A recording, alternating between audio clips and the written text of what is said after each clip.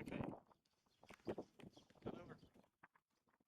Here we find ourselves outside of the tourism office in St Malo, just standing in front of the Port de Saint Vincent.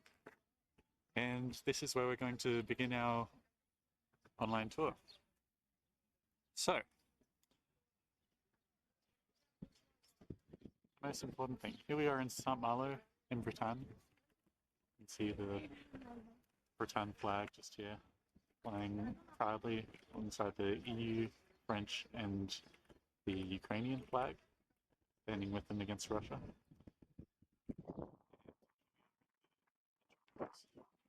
So this is the oldest part of the city, and we're going to be heading in there soon. But first I just want to draw your attention to the castle that's right next to it.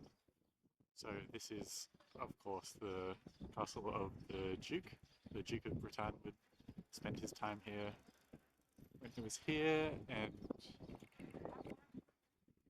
yeah, this is the true oldest part of the city. So it might look as though this is part of the mainland, but all this concrete that we're seeing here, this is actually all been constructed. So originally where we're standing would have been directly underwater. You can see the port behind here, and this port flows all the way around right beyond these walls. So originally this was an island, and it was connected to the mainland only by a sandbar that ran down this side.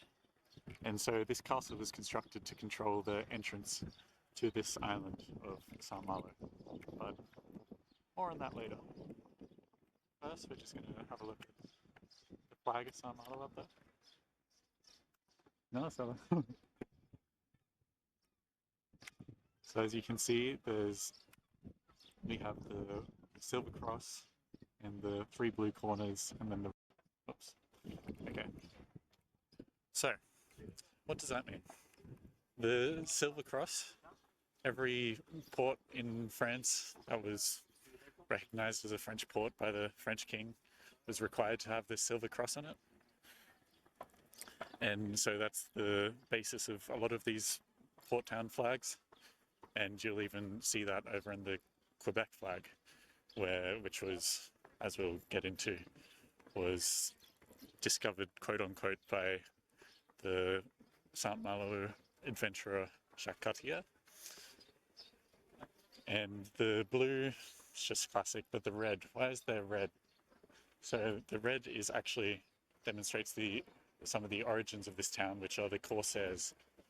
And the Corsairs are, you can think of them like a sort of, they were the pirates, but these weren't just the usual legal pirates. These were pirates who were authorized by the French king to basically target their enemies. So they would be, during, for example, the 100 Years' War between France and England, they would be authorized to go and attack English shores, to pillage their villages. And whenever these Corsairs were going to attack, because they were under the authorization of the French king, they were required to fly a red flag to show they were attacking. And on that French part, you can see an animal. I don't know if you can guess what it is, but it's an ermine, which is a very typical Bretagne animal, so tying St Malo back in that way. And the ermine actually has a scarf with the Bretagne flag on it, so showing allegiance as well. But looking up at this flag, which is clearly the highest flag in the village, that's something else that we'll discuss too. So in general, the French flag has to be the highest flag to be flown. It's a sign of showing respect and showing the authority of the French government, the French people. But here in Saint Malo, they continue to fly the French flag down here, so below the Saint Malo flag.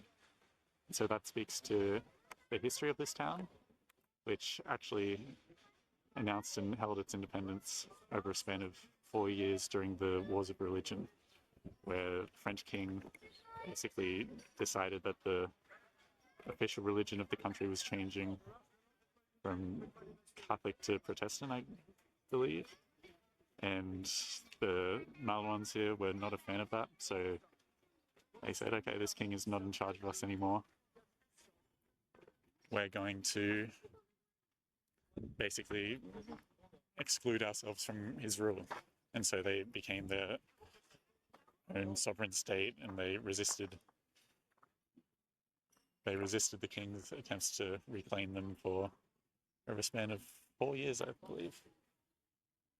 And so, yeah, you can still see and very much hear that strong sense of proud independence here from the people here, where they see themselves as above merely French, above Bretagne, but they're very specifically Malouin. Now, we look at this beautiful town, and it may seem like, wow, it's so ancient, it's been like strong for so long, resisting the effects of development, and must have been just what it looked like 100, 200 years ago. Unfortunately, it's not the case. So you can sort of see the bigger stone blocks here and the smaller bricks there, lots of different types of stone being used. That might give you a hint that these were not all built at the same time. These have not all survived necessarily. So, in fact, during World War II, 80% of this town was destroyed by bombing from the Allies, as it had been taken under the control of the Nazis. And so the Allies basically bombed it very heavily to try to take back control. So you can see some of the older walls with these smaller bricks here, but then some of these newer ones with new mortar. But it's been made to all look very collective. So we're going to continue on past the old Hotel Gilles and head up the ramparts. So more evidence here of the various mishmash of brickwork and stonework that's been used. We'll take a quick look down here.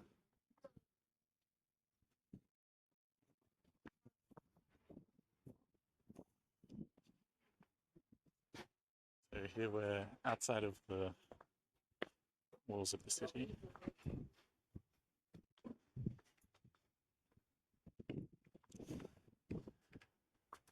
And if we look down the edge, the beach in the town continues down that way. And we can't quite see it beyond the fort, but one of the hotels that is there now served as the German Navy outpost. So that's where the Nazis basically had their headquarters outside of the old town. And it's one of the only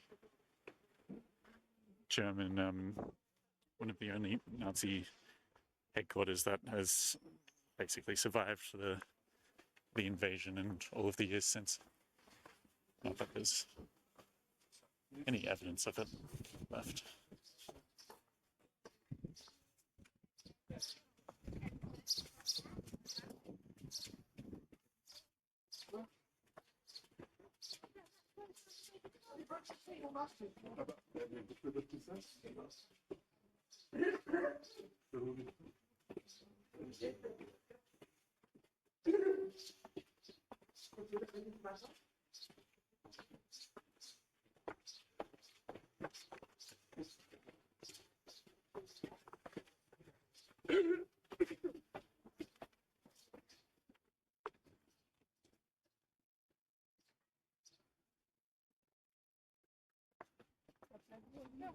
Okay, so up the stairs we've gone and out onto the ramparts.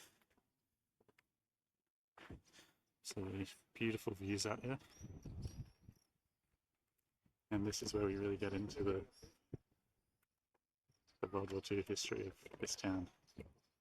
So straight away we're met here by, whatchamacallit?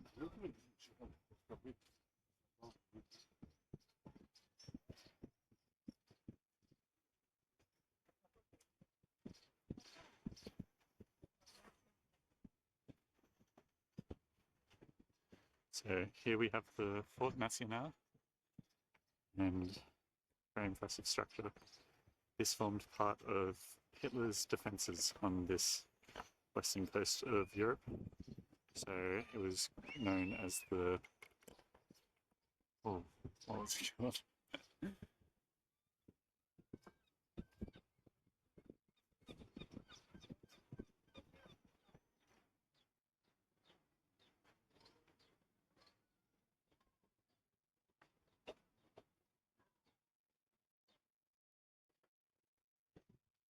So this fort formed part of the Western Wall of Defense under the Nazi regime, intended to protect them against invasion by the coast. So you can also see at this cape over here was another fort that was heavily reconstructed with German concrete, and there's still evidence of it there today. These forts remain all over the western coast of Bretagne, even down here to Ile Grand Bay, Port Grand Bay, and Petit Bay beyond it.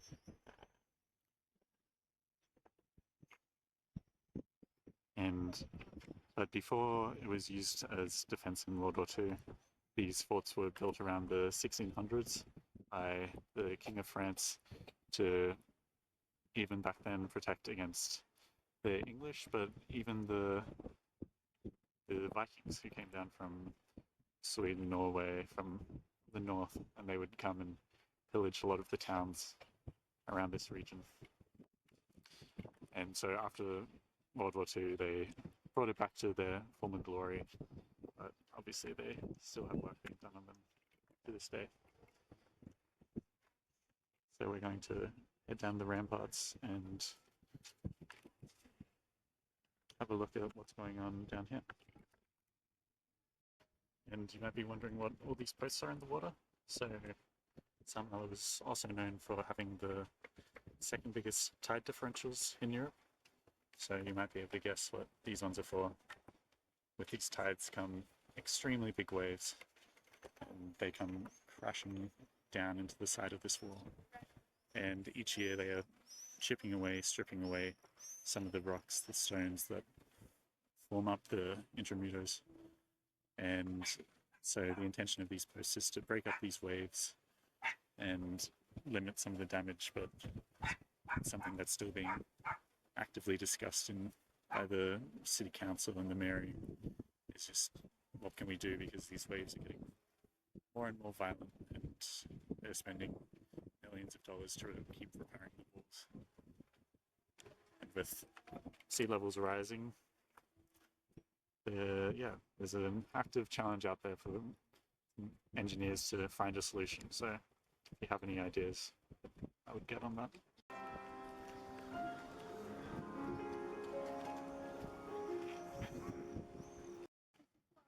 Okay, now we're up here on the Tour Bidouin, and this was the main defensive tower of the town, so protecting its most vulnerable point from the sea. So this is where the weapons and various defenses would be launched from.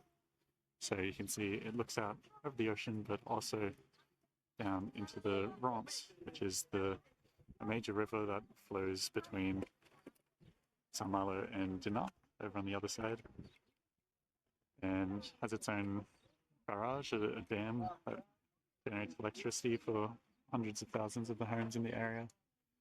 And so obviously, with it heading into the heartland of Bretagne, it's very important to have more of these forts. So we have Grand Bay just here, and just behind it, Little Bay.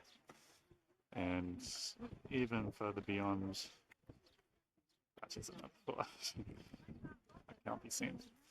So these were really important for the German army, but even before then, like I mentioned already, there was, of course, the English, who were a major distraction for Saint-Malo. And with France and England fighting over these territories for hundreds of years, and Saint-Malo forming a really strong defense against the English invasion, the English had this great plan to put a lot of their efforts and their economy into taking over Saint-Malo at one point in the 1700s. And so they sailed around Granby here with 2 ships. One of them they loaded full of TNT, or dynamite, and they set it on its course. So the middle of the bay here, and setting it on its course towards this Tour Bedouin. So they loaded it with its explosion, with its explosives, lit the fuse, and jumped overboard and swam to their other ship. And they got to watch as it slowly approached. But they hadn't accounted for the strong tide differential here. And they got to watch as the strong currents made the ship slowly drift over to this really shallow section here. The ship actually got lodged on some rocks just here and exploded in this beautiful firework of completely harmless gunpowder. And after that, the English didn't come back for 4 years. It was just the shame, the economic investment. And Saint-Malo is one of the few towns in France to have never been controlled or occupied by English forces. Whereas Dinard, on the other hand, over here, was, taken by the English as part of their forays into French territory, and so many families have remained, and it has turned into a completely different town because of it.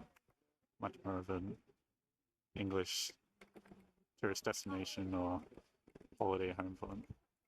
Whereas Saint-Malo has remained a very French holiday destination. Speaking of, you can see the big cruise ships that come and dock here. Okay, let's continue onwards. We're going to meet this fella over... Where is he? Where is he? Oh, yeah. This. Okay, I don't actually really want to go over because it's a bit busy, but this fella with all the bird poo on his head is Robert Surcouf. And Robert Surcouf was one of these corsairs. So he had a letter from the French king authorizing his piracy, as long as it was aimed at England mostly and other enemies. He went down to Spain, did some forays into the Orient, like India, China, but he was known as the most successful corsair because he captured something like 40 English ships and brought a lot of that wealth back to Saint-Malo. And so when that wealth was brought back, a portion would go to the French king, but a lot of it remained within the walls of Saint-Malo, and that's what brought a lot of the wealth and richness. So, just more glorified piracy. Anyway, so he was one of the most successful corsairs, but eventually, he got tired of stealing ships, and so he retired from that work, and he went into the imports-exports business, so trade, global sea trade. And when I first came here and saw this statue, he actually had a portable fence around him, and he had been completely covered in tinfoil with a traffic cone on his head, and his sword was missing too. So his statue had been vilified, and I had to look online to actually find out why. And it turns out that in his global trade business, he heavily profited from the slave trade. That was the triangle between France or Europe, Africa, and then over to the colony in North America, so what became the United States. So he made a lot of money from that, and I think it's this history that doesn't really get shown here in these tourist towns. That is the reason that some of the youth have, defaced and continually defaced the statue, which is really effective at making people look into it and find out why it was done, and actually finding out that these, heroes of the town aren't necessarily just good guys. So yeah, tell the true story of these people. That's all we need. So Robert Surcouf. Now we're going to continue along the battlements and over to this fella. Talk to you soon. Okay. Yeah, a little bit further along the Seine, and you can see some of the classic cannons that are used to check these shores. But what we're interested in is this man. So that statue of Robert Surcouf that we were just looking at, he was pointing across the sea.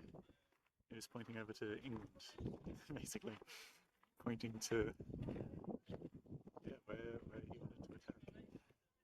So this man, maybe better known, Jacques Cartier, is a very famous man in France, and he is widely known as the European who first discovered North America, the Americas. And this was during the 1700s. And basically what he did, so in these days, sailing, very tricky, no GPS. He looked over at the sea, and he looked at where the sun was setting, and he plotted a course straight towards it, due west, right over here. So if you go far enough in that direction, you will hit Newfoundland in Canada. So that's what he did. He plotted a straight line, and he used his measurements to just keep him on that line until he hit land. And he hit Newfoundland, which is a small island off the mainland of Canada, and it took him only 10 days to sail over there. So 10 days of sailing, but despite that, his crew still was getting very sick. About a third of them were killed due to illnesses, specifically scurvy, during the voyage. And so they arrived there, lots of fish, they got there in summer, everything looked beautiful. They left a colony on the mainland and picked up some native Canadians, I believe is the term, and sailed back. And so he came back and he was treated like a hero, like, wow, he's found this incredible new land to be conquered by the French. What a champion. So the king was very impressed with him and funded a second expedition for him. So did the same thing again.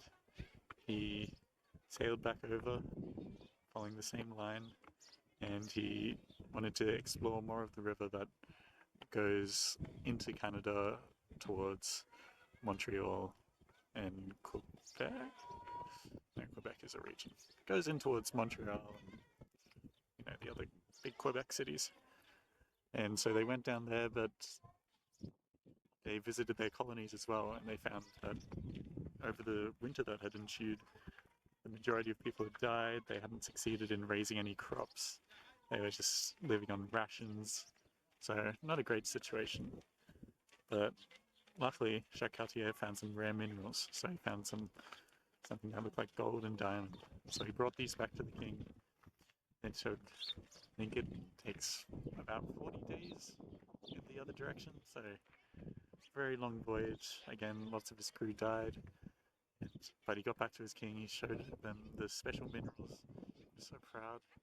But they turned out to be fool's gold and quartz, so not quite what he was hoping.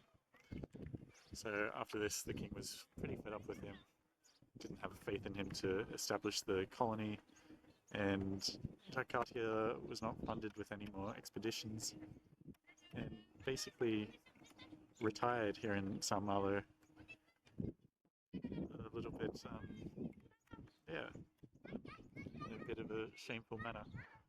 But speaking of manners, is Mana up in the outskirts of the Sao Malo town is an incredible museum nowadays by the Friends of Jakarta, and I would very much recommend it if you're in town.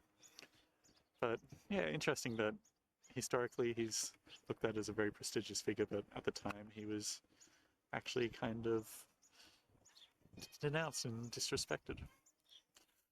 Okay, so that's enough of French colonization. We look beyond, even further into the past. Over here we have Cité d'Alet, and this is my favorite part of Sao Malo's history because it is also the most ancient. Unfortunately, the cruise ship is kind of blocking the view, but behind it you can see all these trees. That is another, say, islet. It's still somewhat connected to the mainland, but it's a bit of a peninsula. And if you go there today, you'll see yet another German fort protecting the territory that was built on top of a French fort before that. But if we go further back, about 60,000 years ago, they found evidence of some of the huge mammals, so such as mammoths, saber-toothed tigers, lions even. They found their bones on this little islet up there. But if we go back, geez, I should really check. So,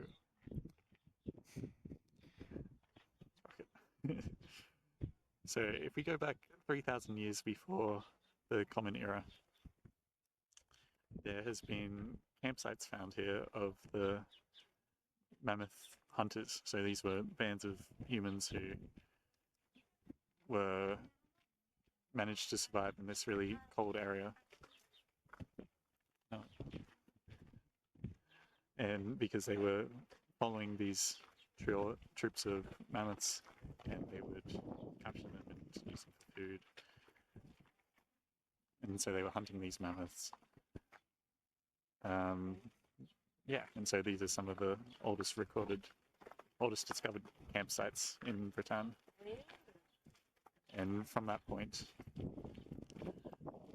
around the year of our Lord, 0 AD, there was a hermit who travelled down from Gaul. He was a Gaul from further north, and he came down. Hello, man. And he settled on this islet, and his name was Alet. So that's why it is named Cité d'Alet. He founded a monastery there, and eventually more people came to join him. So there was this man, MacLeod. He was from what is now Great Britain, or Britain. And this MacLeod, he came down and joined Alet at his monastery, and they built it further up, and it would host pilgrims, host religious people. And so MacLeod has since become Malo, but the problem was they had established this monastery with probably, precious religious items. And the problem was that with the Vikings, with the English, with other villages, they were coming and trying to steal these things. They didn't have much defense against them. So they were over on the other side of the bay. They looked over the bay at this set of rocks that was here. And they thought that would be a better place to protect, we can defend it better. So they moved the monastery, they moved the church that they had built over to this set of rocks here. And the current church is actually built on the foundations, the ancient foundations of that church that they had established in the 1st century. And that was the true foundation of St. Malo as we know it. So with the church, with this place that was easy to defend, came a lot of traders who would come and stop off here because they knew they'd have safe refuge. And with that, trade, Malo grew and grew, and its port got developed more and more, and the city became more and more prosperous with the corsairs bringing wealth back. And these are some of the buildings that were built to house the corsairs as like hotels when they came back from their voyages. The town that it is today. It has played such an important role from ancient times all the way through the French Revolution. There was a very strong rebellion here, and through World War II, even whilst occupied, there was a very strong revolutionary force that operated here, helping the Allies with their invasion. And to now, where it continues to be an active port, but most importantly, a French tourist destination. Voila. That's where I'm going to leave the tour, guys. I'd recommend that you continue around the ramparts and head into the old town. Just enjoy the ambience. But thank you for joining me, and